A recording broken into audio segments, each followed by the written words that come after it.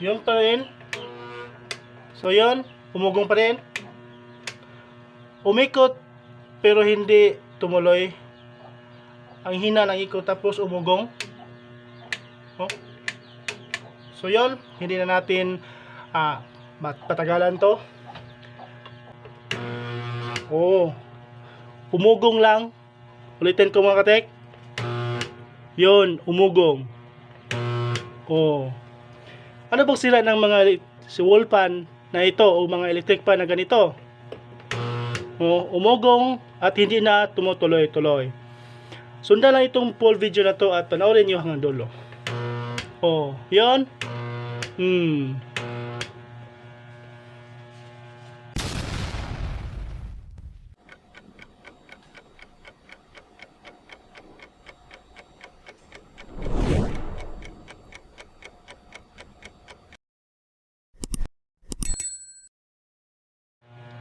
Good day mga katik. Meron po tayong wall fan Hanabishi windmill.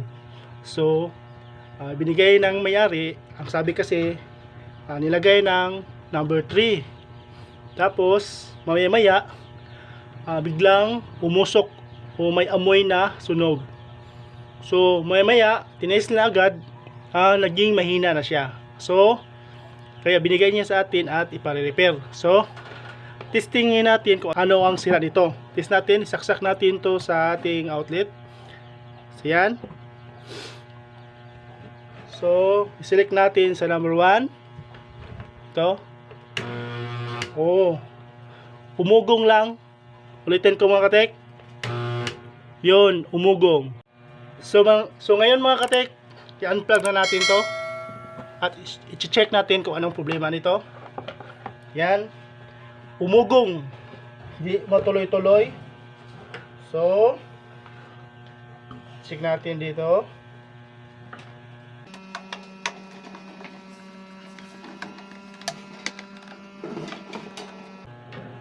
So yan, i-unbox na natin. Kunin natin to.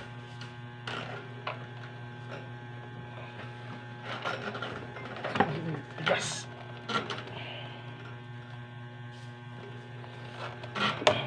Tigas ah.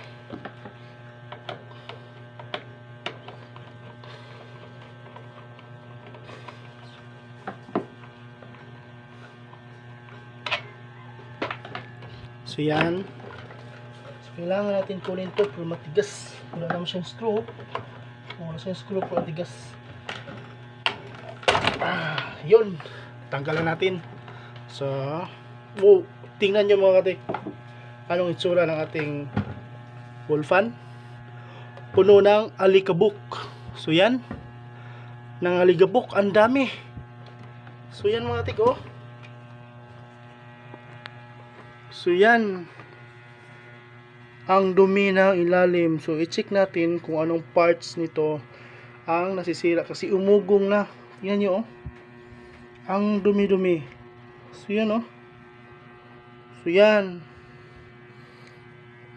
Para lang ano, parang laman ng sliced bread, no? So, kunin natin to. Tapos, lilinisin mo muna natin to. So, let's go!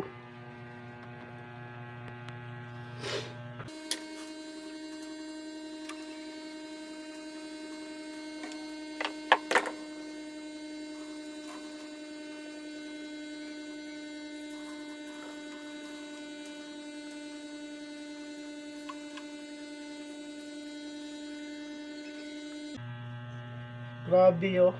Tingnan nyo, oh. Grabe ka alikabok.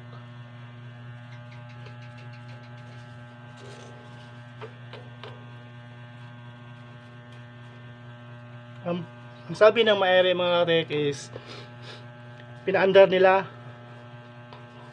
matagal, tapos number 3 at biglang umaamoy na sunog. Tapos in-off nila. Tapos pag inandar nila, yun lang, may ugong na. Tapos umikot pero may ugong. So pag tingin ko dito, ang dumi. So tingnan natin kung anong pisang sira nito. linisin mo muna natin to. Kasi ang dumi na talaga.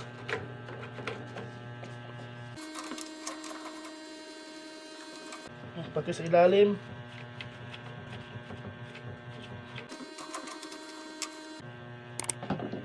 Para naman kung meron po kayong may naka-ano kayo dito, kung meron yung electric pan yung ganito, so malaman nyo kung anong, meron po kayo idea kung anong sira nito. So ito mga katik, medyo malinis na. Titest natin kung may ugong pa rin. Kung may ugong, may problema ito. So test natin ulit. Saksaks natin sa saksakan. So yan. Sa number 1 lang, tek. Yun pa rin. So yun, umugong pa rin. Umikot pero hindi tumuloy. Ang hina ng ikot tapos umugong. Oh. So yun, hindi na natin patagalan to. So kailangan na natin to i-troubleshoot. Yan, plug na natin to. So yan, para safety. So ngayon mga katik, punanasan natin, isaksak natin, ganun pa rin umugong. So ang gagawin natin is mag-checking, winding checking po tayo. Sa pag winding checking, dito mo muna natin check dito sa ating plug. Ito, titest natin sa plug. Ang ating multi-tester nilagay natin sa times 10. So yan, times 10. Tapos dapat i-calibrate muna natin para accurate ang reading. So yan, calibrate. So i-adjust lang natin papuntang 0. So yan, na 0 na po yan. Calibrate natin, 0 na po yan.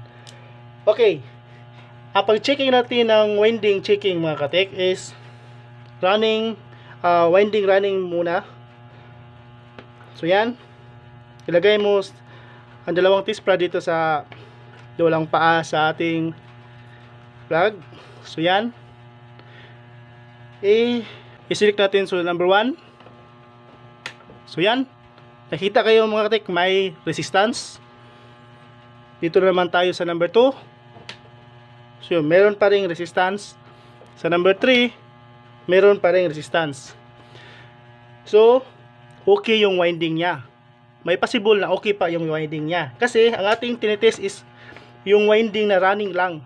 So sa pagtitest ng winding mga katik, dito lang is sa running lang natin natitest. So ititest natin sa running as a starting winding niya. Sa pagtitest ng running as starting mga katik is dito tayo sa ito. So yan, dito po tayo dyan. So yan, nakikita kayo, may kapasitor yan. So yan. So yan, ito. Babalatan natin itong pula at itim. Babalatan natin to.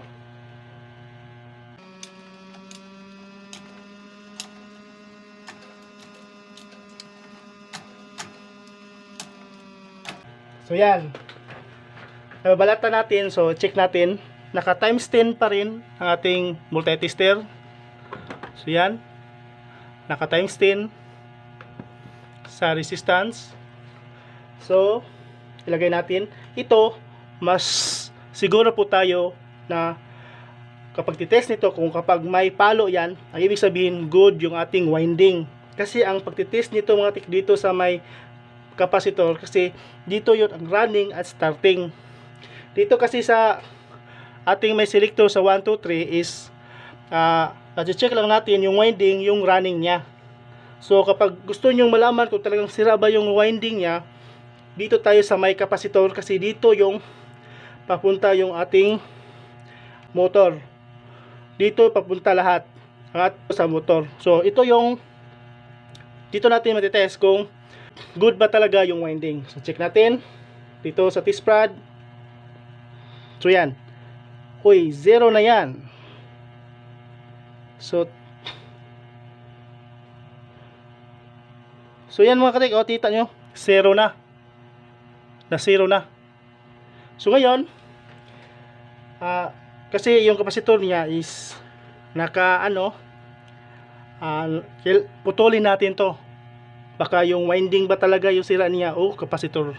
So check natin, putulin natin to.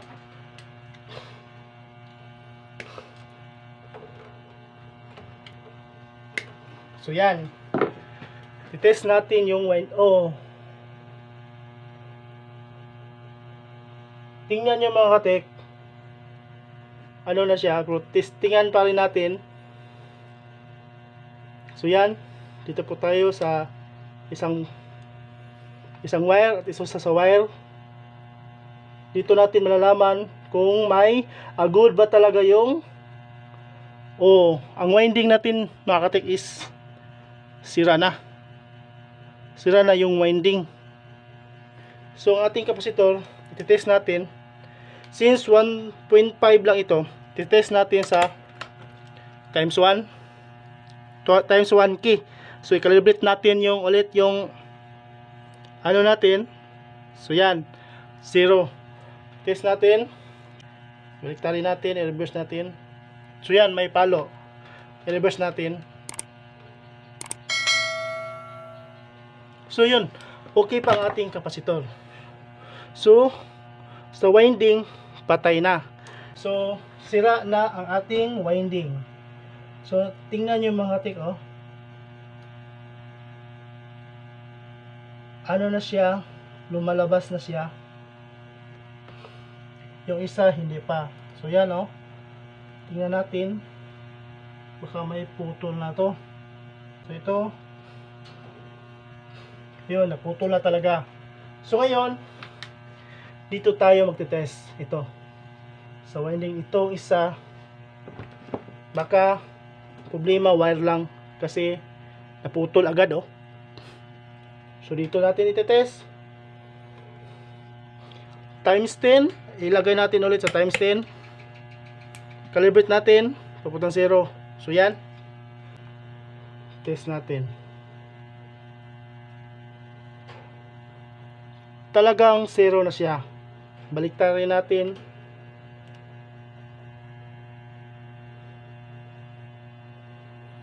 Zero na ang ating, ibig sabihin 0 mga tik is shorted na po yan. Shorted ng ating winding. So sa winding po tayo na problema, kaya umuugong ating electric fan. So yan, 0 na siya. I-reverse po natin. Confirm, winding ang problema. So ngayon, baklasin natin to. Bali ito ang ating tinanggal mga katik. Ito swing arm niya. Ito tinanggal natin, tapos yung screw ilagay natin, baka mawala kasi. So yan. So yan.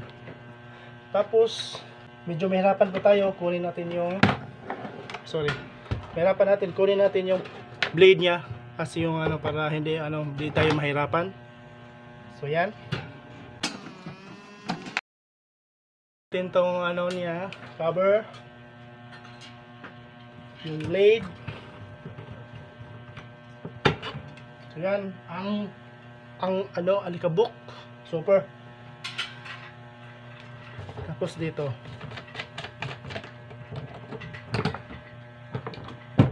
so yan. Since natanggal na natin to mga katek, so i-check natin yung shafting bushing niya. Ito yung shafting bushing niya. I-alog-alog niya lang, i-push, tapos sa kabila. So far okay naman, okay lang siya. So hindi sira yung shafting bushing niya. So ayun, medyo madali natin itong i-test. Ulitin natin pag-test ng ating kapasitor. Ilagay natin sa times 1 key. 1 key kasi ang ating value ng kapasitor is 1.5 microfarad. Kung gusto niyo matuto kung paano matitest ito, may nakaraan akong video kung paano ito i-test. At kung bago pa kayo sa channel, paki-subscribe naman and click may notification bell para updated po kayo sa akong panibagong video.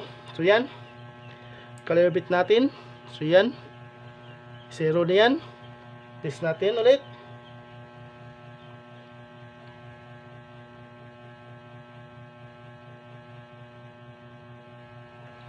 Balik na rin.